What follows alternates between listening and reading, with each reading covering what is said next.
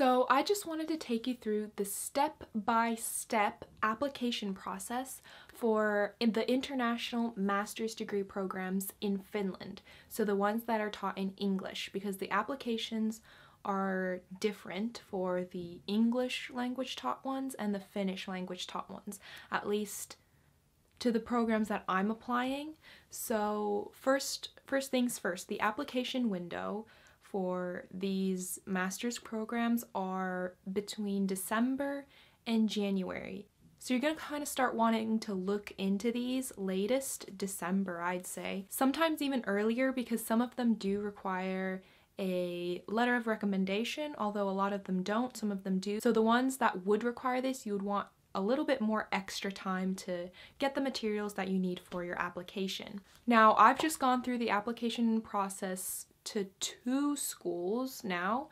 I have no idea if I got in or not because the results are published in April, so I don't know if I was a successful applicant or not, but I did go through the process, so I can tell you how the application is done. So as I said, the application window is between December and January, and how you find these different programs, at least the technique that I used, was just going straight to the university's page that you want to study at. So for example, I would Google master's programs, and I'd Google this in English, so the results would be the English programs.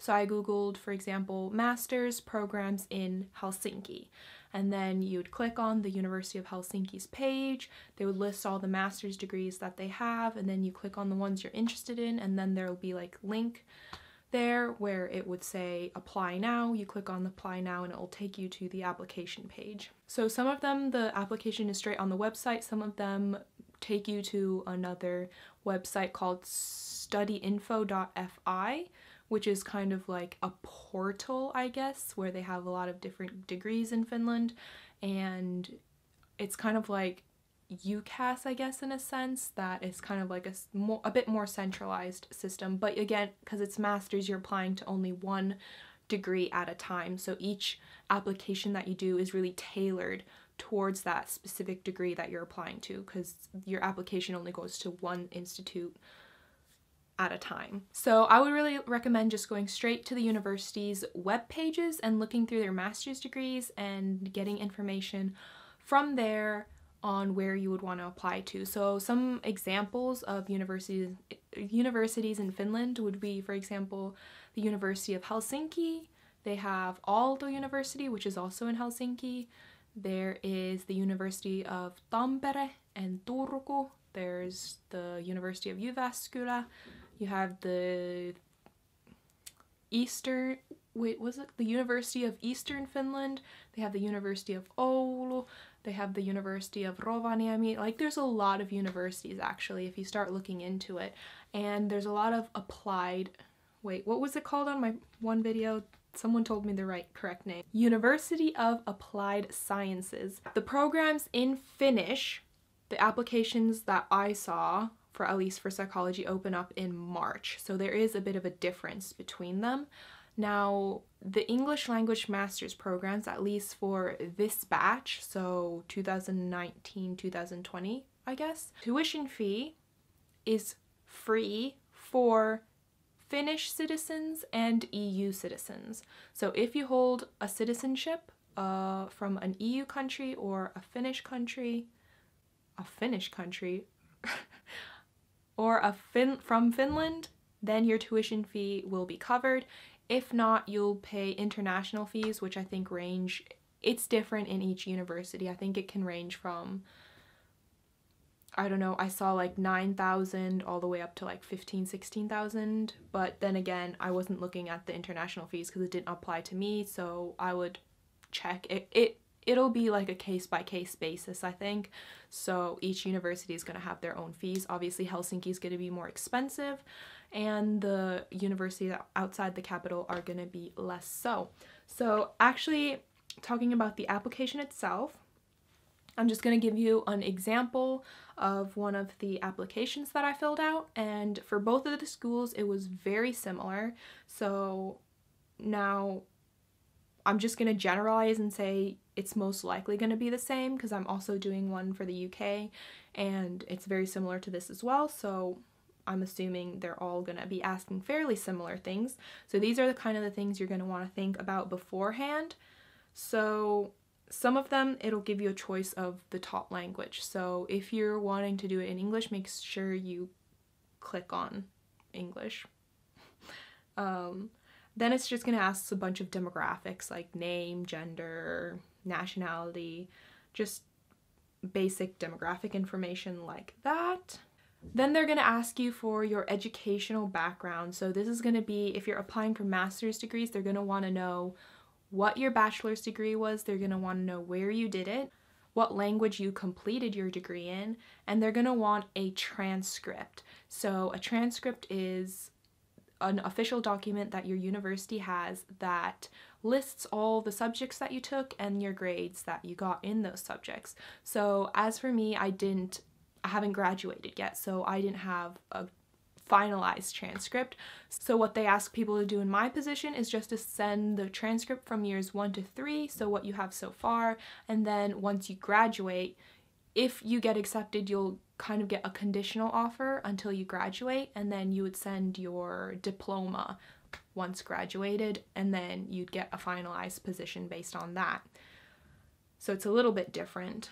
And then they just ask a bunch of questions about your institution, like their website, their email address, their address in general, if you've graduated or not. Sometimes they'll ask for your high school information, so which high school did you attend, where was it, what was the name of your high school, but they won't ask for a diploma from your high school. They'll only ask for university education. And then because the language is in English, they're going to ask for language proficiency. They have a list that you're supposed to tick how you're going to like prove your English language capabilities. So they have a bunch of these exams that I guess you can use to prove. So like IELTS or TOEFL, I don't know, C1, C2, National Certificate of English Language.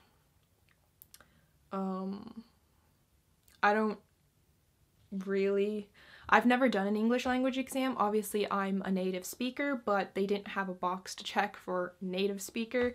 So I don't know, I guess that's not how you can, I guess you can't really prove your language by saying, oh, I'm a native, I don't know.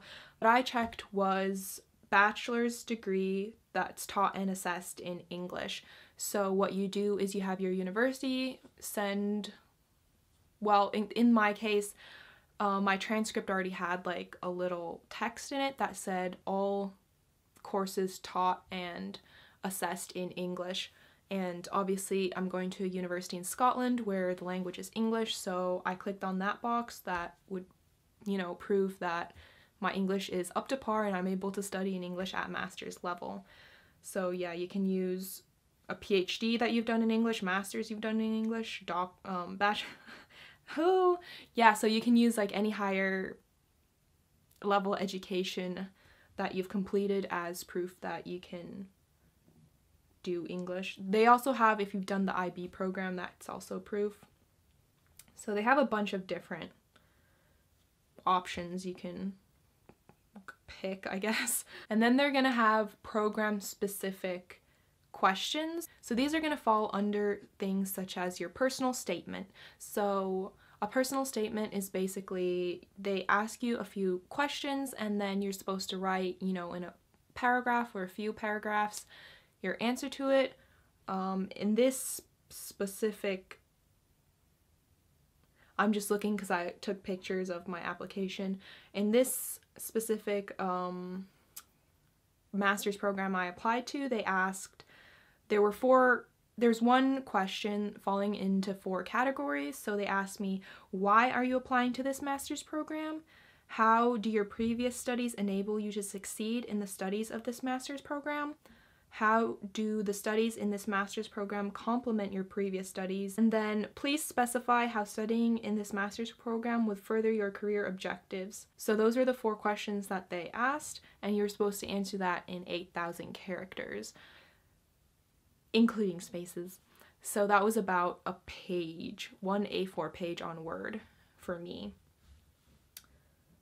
Yeah, but it really varies because the other master's program I applied to, the character limit was 2,000 and it basically had similar questions to this. So you had to be very concise. And I think the other one I applied to, it asked for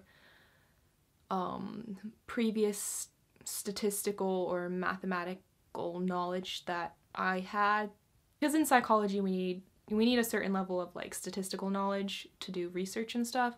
So if you're applying to a course where you need like some sort of core knowledge of something, they may ask you and you're supposed to demonstrate like what kind of classes or courses you've done that demonstrate that you have a certain knowledge of a certain topic. So some programs will require an interview. Both of mine did. So they usually would ask you to give your Skype ID, what's your GPA, and what is your dissertation topic. And then some schools will ask you, if you're applying to more than one master's program in the faculty, which one would be your first choice. They do provide scholarships for international students who have to pay tuition fees, so then there's a big section on scholarships and which scholarships you'd be applying to. That's pretty much all they ask. Some courses do have course-specific requirements, so some will ask for a CV. One of mine asked for a CV. One may ask for work experience documents or like a letter of reference from a workplace supervisor if that's important for your field. Some may ask for a letter of recommendation from an academic, so maybe your university lecturer or your personal tutor from university or maybe your dissertation supervisor, someone like this that knows you in an academic setting. They might ask for that. Mine didn't, but some courses I was looking at did require. Each university closes, the application closes at a different time, so really be mindful about when your application deadline is, because they do vary from school to school, so it's not like a universal closing date. So just be mindful about that. One problem I encountered during my application was one of the universities I applied to allowed me to scan documents into their application system. So for example, my transcript, my passport page, and what else did they wanted? They wanted some sort of, because I went on exchange, so they wanted like an exchange, because on my transcript it just said pass, so they wanted more information about that. So I had to, it was a whole mess. I had to go to my go abroad institution at my university. They only had one paper copy, which they weren't allowed to give to me, and so they scanned it on my behalf and sent it to the email address of the one institution.